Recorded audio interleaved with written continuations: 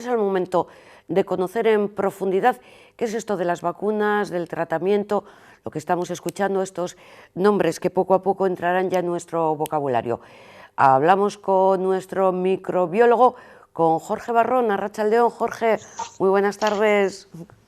Arratsaldeon, buenas tardes.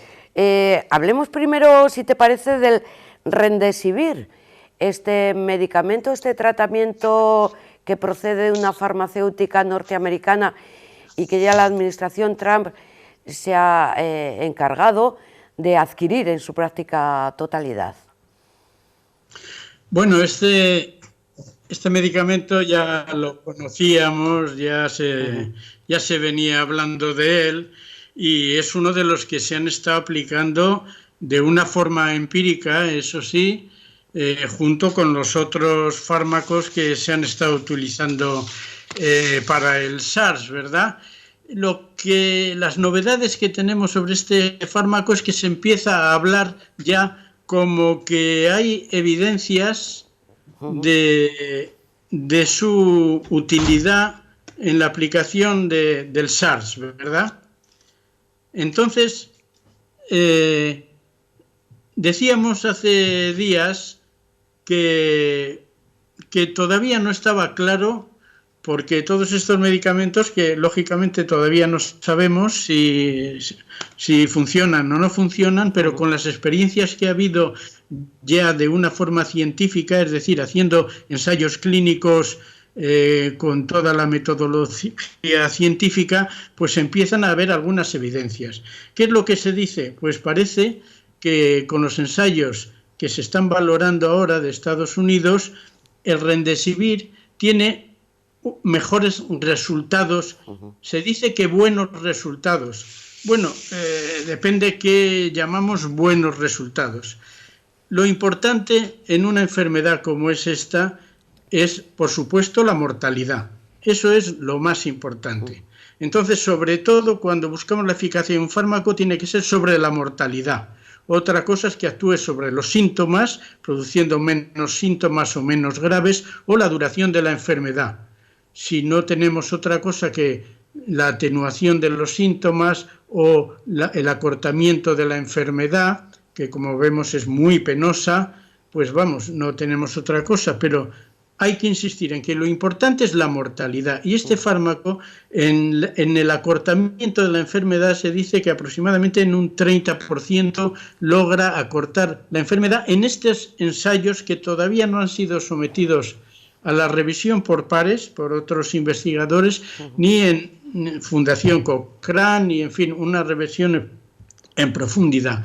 Y respecto a la mortalidad, no está tan claro que sea tan eficaz.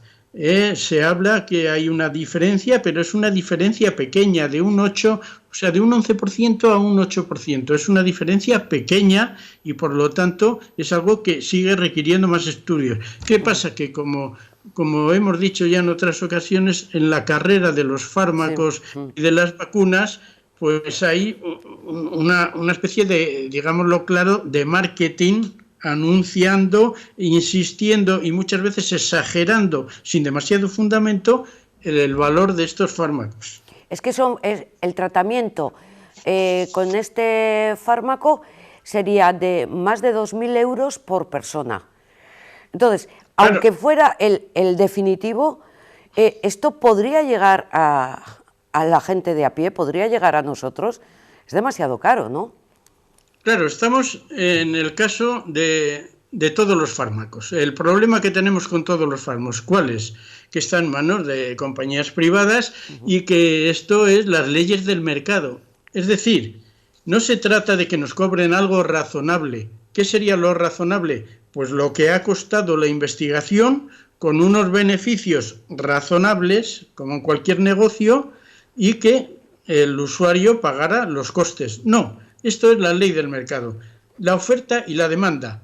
Entonces estamos asistiendo a cosas verdaderamente bochornosas, como es que el señor Trump, que ya le conocemos desgraciadamente cómo es, está apoyando el marketing de este fármaco necesitado, valga mucho poco, sí vale, aunque no valga mucho, tampoco tenga mucha utilidad, pero está apoyando diciendo, ahora me quedo yo con todo, como diciendo, ahora yo disminuyo la oferta, ¿para qué? Para que estimular la demanda y para subir los precios. O sea, son maniobras francamente bochornosas tratándose de un medicamento, de algo que puede mejorar esta tragedia que estamos viviendo e incluso salvar algunas vidas, aunque sean pocas. Si ya salva algunas, es importante, pero esto es lo que reclamamos la gente de la sanidad, que no puede ser un negocio esto de fabricar fármacos y lanzarlos al mercado, y lo mismo que si fuera un artículo de lujo, como si yo me voy a comprar un cochazo y bueno, dicen, solo hay dos, pues le voy a cobrar lo que me dé la gana. Eso no puede ser. Pero en el caso además concreto de este Remdesivir, esta farmacéutica norteamericana se ha beneficiado, digamos, de dinero público, porque ha sido subvencionada. ¿Una farmacéutica puede recibir así como así dinero público y luego entrar en el libre mercado y poner el precio del fármaco que quiera? Pues desgraciadamente esto es lo que está ocurriendo habitualmente, porque Gilead ya nos tiene acostumbrados en otras ocasiones, y en general las farmacéuticas privadas se benefician de la investigación pública. O sea, lo normal es que muchos estados dediquen mucho dinero muy necesario para la investigación, y esta investigación, que todos sabemos que es muy cara porque hay cosas que no llegan a ninguna parte y que no vamos a recuperar nunca el dinero, y hay otras cosas que son, digamos, patentables. Cuando obtenemos algo patentable, enseguida viene la multinacional farmacéutica a comprarnos ese hallazgo, a patentarlo y a beneficiarse en el mercado de ello. Eso es algo que tampoco puede ser.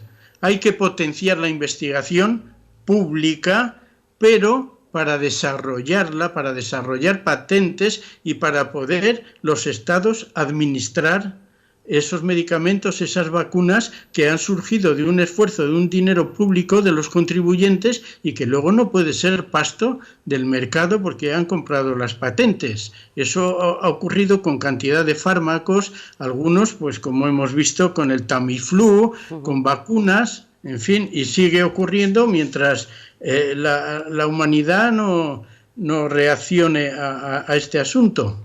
El problema es que luego se van a comprar las vacunas y se van a quedar ahí en el armario porque se adquirirán en un momento que ya es tarde y ya no van a servir para nada.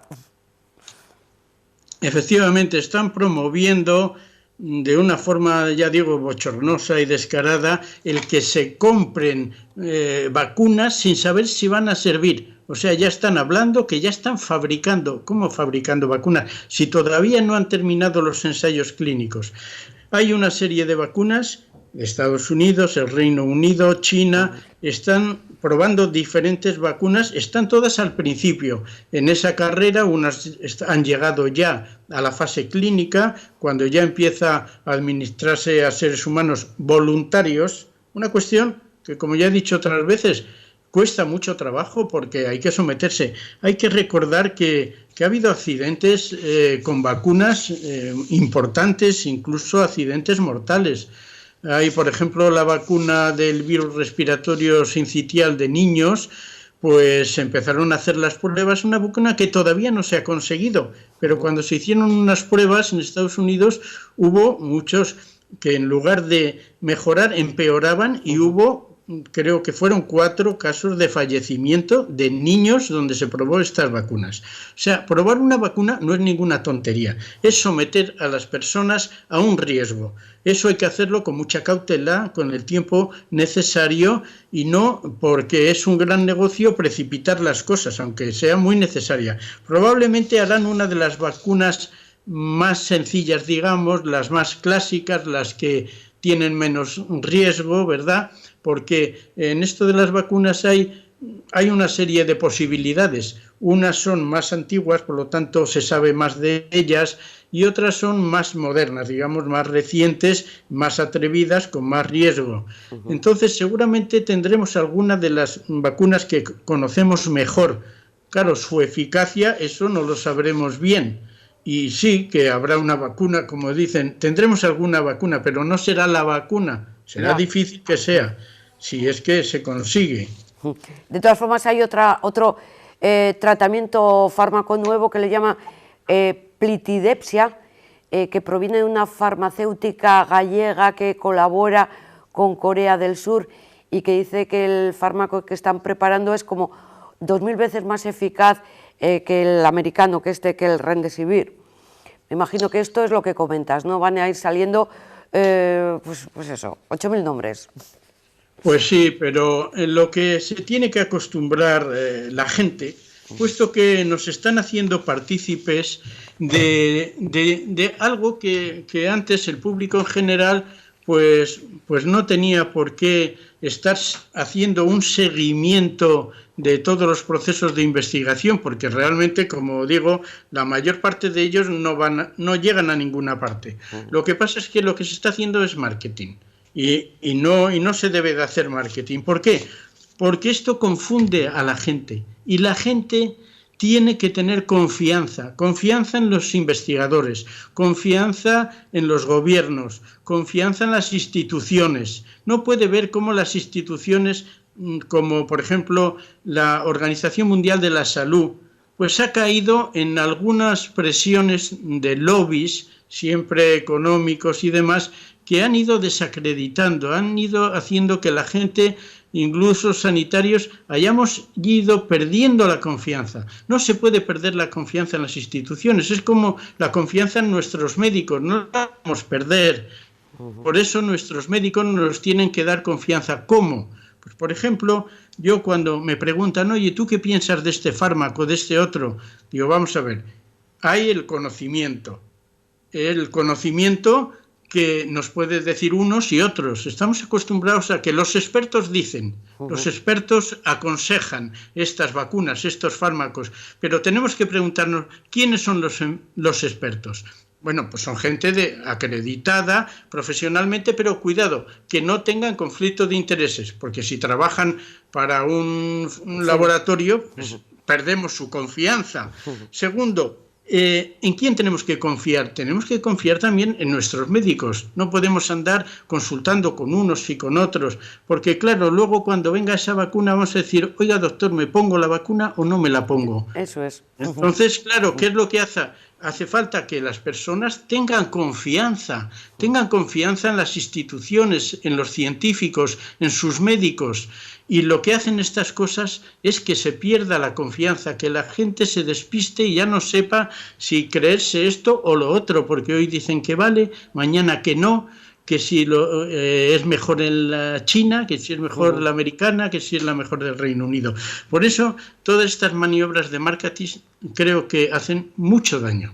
De todas formas, a ver si es verdad que con esta pandemia lo que aprendemos, o por lo menos aprenden nuestros gobiernos, es que hay que gastar más en investigación, en investigadores, pues eso, en este personal que es el que nos va a sacar un poquito, por decirlo claro, las castañas del fuego más adelante.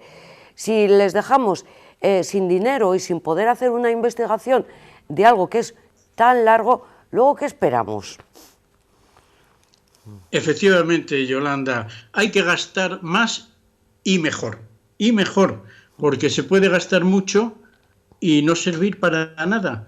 Por ejemplo, lo que no se puede hacer es dos cosas. Primero, investigar para otros, que es lo que está pasando ahora. La mayoría de los ensayos clínicos que se hacen en España, que se hacen muchos, más que en la mayoría de los países de Europa. ¿Pero qué quiere decir? Que estamos trabajando para grandes compañías, que al final nos van a pagar un trabajito, ¿verdad? Los currículum de los médicos, que queda muy bien en su currículum, he hecho tantos trabajos y tal, pero luego las patentes, los beneficios, y encima vienen luego a cobrarnos, a pasarnos la factura cuando hemos intervenido en eso. Lo que hay que hacer es invertir más, pero trabajar para nosotros mismos, lo público, para la gente, y además trabajar más de forma coordinada, porque siendo el mercado competitivo, cada uno va por su lado, con lo cual no se unen esfuerzos. Hay que hacer grandes esfuerzos entre gente que está investigando lo mismo. Se están investigando más de 10 vacunas a la vez, en primera línea. Son muchísimas más de 100. Pero así y cada uno, como es una carrera competitiva, si se aunaran esfuerzos, si se dijera esto ya no es pasto de las compañías o está muy regulado, por decir ni blanco ni negro, pero por lo menos muy regulado, qué son los costos unidos. ¿Y cuál es el beneficiario? Es una pandemia. El beneficiario tiene que ser toda la humanidad. No puede ser 4 ricachones que se lo pueden pagar. Pues perdona mi falta de confianza, pero es que yo estoy convencida que el día que saque la vacuna ya sabemos prácticamente quiénes son los primeros que se van a beneficiar y luego venimos los demás. O sea, eso, no sé, yo creo que lo tenemos que, claro, por mucho que nos digan. Pero sin querer que te mojes ahí en este aspecto, estaba buscando que precisamente ayer el ministro de Ciencia, Pedro Duque, habló de que había 180 proyectos de vacuna, 12 más desarrollados y de esos 12, 5 que han terminado la primera fase. Va un poco al hilo de lo que acabas de comentar. No se trabaja de forma conjunta y hay proyectos efectivamente que están ahí, pero que bueno. Lo que sí me gustaría que nos comentaras un poquito como cuestión técnica es ¿cómo es el desarrollo de una vacuna? O sea, lo que se hace, se coge un virus completo, es un proceso lento, bueno, que es lento es evidente, pero... Sí, bueno, el proceso de las vacunas en esencia es muy sencillo, es reproducir lo que hace, en este caso los virus, lo que hace el virus, pero sin producir la infección. ¿Para qué? Para que el organismo haga lo mismo que cuando se enfrenta al virus. Es decir, que nosotros tenemos que, en cierto modo, reproducir la infección. Y si la infección del virus tiene una serie de fases, por ejemplo, tiene una fase en que el virus se une con la célula, esa es una fase importante, donde se une una parte del virus con un receptor que llamamos de la célula, ahí podemos intervenir. Luego, cuando el virus entra en la célula, cuando empieza a ordenar al DNA celular a fabricar sus propios ácidos nucleicos estructurales para que se formen nuevas partículas de virus, se reproduce dentro de la célula y se expulsa toda esa cantidad de nuevos virus a infectar otras células. Bien, todo ese proceso es en el que se puede intervenir en cualquiera de las fases para poner en marcha el mecanismo inmunitario.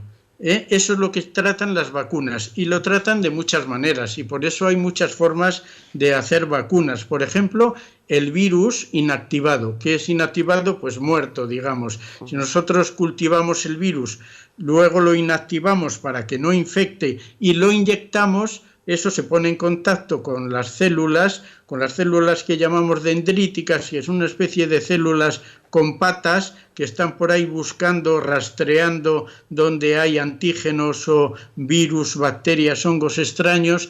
Entonces, esas células dendríticas, al ponerse en contacto con lo que le hemos inyectado, que es un virus inactivado o una parte del virus, o a veces un virus vivo pero atenuado, que son otro tipo de vacunas, entonces se pone en marcha todo el mecanismo de defensa que, como ya se ha dicho muchas veces, porque esto cada vez se habla más por aquí y por allá, tiene dos partes muy importantes, la humoral, que es la que produce los anticuerpos, y la celular, que produce unas células defensoras. Parece que en esta enfermedad por este virus, la parte celular es la más importante, tanto para la defensa como para algunas formas, las más graves y a veces mortales de enfermedad, que es esto que se ha llamado la tormenta de citoquinas. Por eso, estas vacunas lo que hacen es reproducir la enfermedad, pero sin infectar. Y hay unas variedades, hay muchas. Las más modernas, digamos, las que están basadas en las técnicas más recientes, son las más arriesgadas, las que requieren más investigación y son las que llegarán más tarde. Pero seguramente las que se basan en técnicas de virus inactivado o quizá virus vehiculados, virus vivos de otras enfermedades que vehiculan partes de este virus, como pueden ser unas que son por adenovirus del catarro, son virus que son banales, pero que vehiculan una parte de este virus del COV2 y producen la reacción inmunitaria. Estas serán las primeras seguramente que lleguen, que a lo mejor no son muy eficaces, como la de la gripe, que no es muy eficaz, digan lo que digan, pero bueno, ya tenemos algo que puede servir para algo, y luego se irán desarrollando seguramente otras vacunas mejores. Todo esto si todo va bien, ¿eh?